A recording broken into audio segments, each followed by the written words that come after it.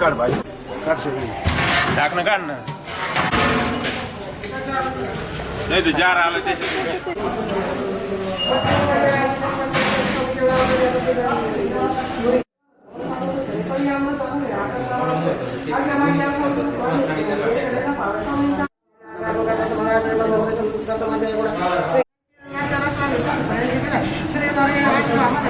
ज्यांची ग्रंथाला केला त्याचे ते म्हणत यांची नवीन ईश्वरच्या नाही झाले चित्तात याच्यात तुकाराम दादी का बघता